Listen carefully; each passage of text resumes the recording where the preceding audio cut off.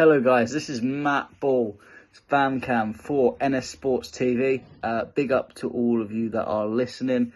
It's Chelsea 2, Newcastle 1. I've had a couple of hours to digest this game, and for me, actually, it wasn't as good as a performance as arguably the game against Liverpool. However, we have got the result, and it's a great result for us. Only 1 point behind Arsenal in that race for top four, potentially the title if you want to say that, but I think we will come out of that eventually.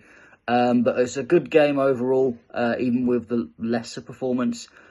Some good players and some very much not so good players. Let's start off with the good players. Nico Jackson, fantastic. Absolutely turned Dan Burn into a pretzel in the beginning of the game, stamped his authority on the game, and his link-up was absolutely fantastic. Pedro Neto on that left side, who is quickly becoming one of my favourite players. Absolutely industrious, hard-working, but very unpredictable in his play. For me, almost what all of us wanted Callum Hudson-Odoi and Christian Pulisic to be, but they never really showed it in the long term. And hopefully Pedro Neto can continue on like this. And the Lord and Saviour, Mr. Cole Palmer himself, what a pre-assist. I mean, the fact that that lovely ball in a few weeks will be forgotten about. There's going to be no statistic of it because it's a pre-assist. I mean, I hate the word pre-assist. It's a horrible word that's come into modern football. But that is a pre-assist that we all should remember. What a fantastic ball. And if that was Kevin De Bruyne, everyone would be lapping it up for months and months and months. Cole Palmer, for me, one of the best, if not the best player at the Premier League right now. Even better than Haaland, even better than Saka, even better than Salah. Absolutely fantastic guy. Let's get into the terrible guys, and let's start with the goalkeeper, Sanchez. Absolutely dreadful. For me, I think it's time for Jorgensen to come in. His balls out from the back. I mean, I've seen some of the stats. Absolutely dreadful. And the defence, for me, it just reminds me of when Kepa was in goal, and the defence just had absolutely no kind of confidence in whatever Sanchez is going to do, and that doesn't really help your defence at all. Your defence is set up first of all from the goalkeeper. If your goalkeeper's wrong, the defence is not going to work out as well. Which brings me to the two centre backs, Colwill and Fofana. I don't think had a very good game in general. Colwill nearly conceding the penalty. Thankfully, it was just outside the box and had a few mistakes. Fofana made a few gaffes as well. I mean, I did look and see in the first minute Fofana had some tape on his knee. So for me, it was kind of like, why is he playing? We've seen how big of an injury he's had of his knee. For me, I wouldn't have played him personally, and he just didn't look very good, and it showed it.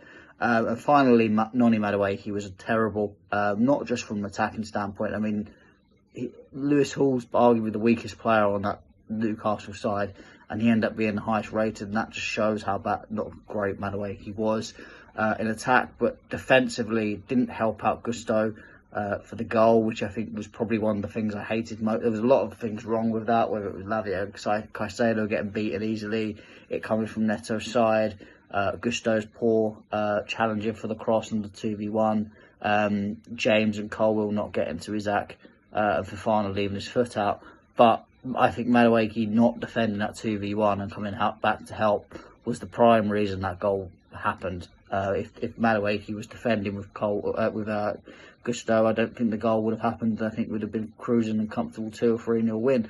But it is what it is. I think personally, I would drop Madueke for not necessarily the Newcastle. I think I'd play him in the chain, the kind of rotation team. But for the game against Manchester United, I wouldn't play him. I'd have Neto on the right, Sancho on the left, and Cole Palmer and Jackson, of course.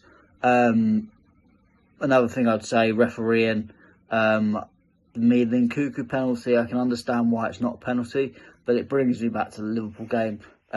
With the penalty that Liverpool won, it was the same type of thing, a little bit of contact. You can count it 1, 2, 3, and the player falls over. So for me, if Nkuku is getting almost booked or accused of diving effectively for that penalty, which he probably did, then the Liverpool players should have had the exact same thing last week. But it is what it is. Refereeing is inconsistent. I thought the lines drawn for both of the goals that were given and not given. Both the lines look terrible. I think we need to I think we need to change the offside rule if we're going to use lines and make a more clear and obvious kind of aspect to it.